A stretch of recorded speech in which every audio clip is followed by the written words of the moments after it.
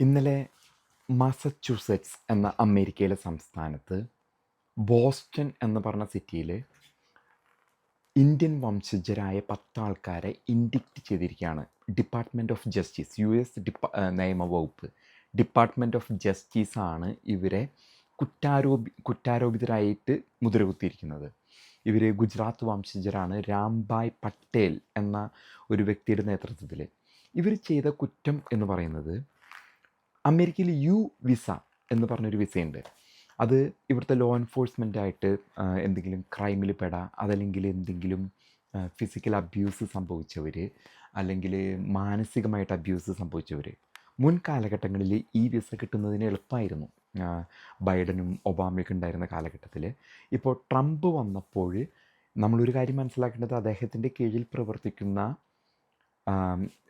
Cash Patel എന്ന FBI director തന്നെയാണ് ഈ ഗുജറാത്തികളെ പിടിച്ച വകുപ്പിൻ്റെ തലപ്പത്തിരിക്കുന്ന വ്യക്തി. അപ്പോൾ ഇവർക്കെതിരെ ആരോപിക്കപ്പെടുന്ന കുറ്റമെന്ന് പറയുന്നത്, ഇവർ യാന്ത്രികമായിട്ട് ഒരു കുറച്ച് ആയുധധാരികളെ നിർമ്മിക്കും. അതിൽ 10 ആൾക്കാരാണ് പെട്ടിരിക്കുന്നത്. എന്നിട്ട് ഓരോ കടകളിൽ ചെന്നിട്ട് ഈ വിസ വേണ്ടവരുടെ നേരെ തോക്ക് ചൂണ്ടി പൈസ മുഴുവൻ എടുക്കാൻ പറയും. അപ്പോൾ ഈ ഇതിൻ്റെ വിക്റ്റിം, അതായത് വിക്റ്റിം ആയാലാണ് സസ്പെക്റ്റും ഇവർ തന്നെ, കള്ളനും ഇവർ തന്നെ, വാദ്യം പ്രതിയും ഒന്ന് തന്നെ.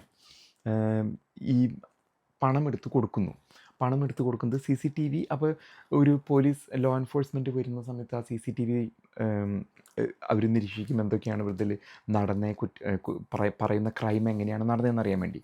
അങ്ങനെയാണ് ഈ വിക്റ്റിമിനെ, ഇതിൽ വിക്റ്റിമായി വരുന്ന ആൾക്ക് വിസ കിട്ടുന്നത്. അതിന് വേണ്ടിയിട്ടാണിത് ഫാബ്രിക്കേറ്റ് ചെയ്ത് ഇത്രയും വലിയൊരു സിസ്റ്റം ഉണ്ടാക്കിയെടുത്തത്. പക്ഷേ ഇവരെ അത് ട്രംപ് വന്നു കഴിഞ്ഞപ്പോൾ ഇത് പിടിക്കപ്പെടാന്ന് പറഞ്ഞു കഴിഞ്ഞാൽ ഇവർ ഈ വിസയ്ക്ക് വേണ്ടിയിട്ടാണ് ഇത് ചെയ്യുന്നതെന്നുള്ളതാണ് ഡിപ്പാർട്ട്മെൻറ്റ് ഓഫ് ജസ്റ്റിസ് കണ്ടെത്തിയിരിക്കുന്നത്. അതിൻ്റെ അടിസ്ഥാനത്തിൽ ഈ വ്യക്തികൾക്ക് കിട്ടാൻ പോകുന്ന ശിക്ഷ എന്ന് പറഞ്ഞാൽ 5 വർഷം ശിക്ഷ, $2.5 ലക്ഷം. അതിനുശേഷം അവരെ ഡിപ്പോർട്ടേഷൻ ചെയ്യുകയായിരിക്കും സംഭവിക്കാൻ പോകുന്നത്. അപ്പോൾ 10 ആൾക്കാർ, ഇന്ത്യൻ വംശജരായ 10 ആൾക്കാർ ഇങ്ങനൊരു ക്രൈമിൽ, കുറ്റകൃത്യത്തിൽ പെടുകയും അവർക്കെതിരെ മസാച്യൂസെറ്റ്സിലെ ഫെഡറൽ കോർട്ടാണ്, ഗവൺമെൻറ്റാണ് ഇതിനെതിരെ കുറ്റം വന്നിരിക്കുന്നത്, കണ്ടുപിടിച്ചത്. അതൊരു വലിയൊരു ഓപ്പറേഷൻ വഴിയാണ് ഇത് കണ്ടുപിടിച്ചത്. അപ്പോൾ അവരെ എല്ലാവരെയും, അവർക്കെതിരെ ഇന്നലെ കോർട്ടിൽ കേസ് നടന്നു, ബോസ്റ്റണിലെ കോർട്ടിൽ കേസ് നടന്നിട്ടുണ്ട്. അപ്പോൾ അവർക്കെതിരെ ഇനി വിധി നിർണ്ണയിക്കാനായിട്ടുള്ള ബാക്കിയുണ്ട്. അപ്പോൾ അവർക്കെതിരെ എന്തായിരിക്കും വിധി വരിക എന്നുള്ളതാണ് കാത്തിരിക്കുന്നത്.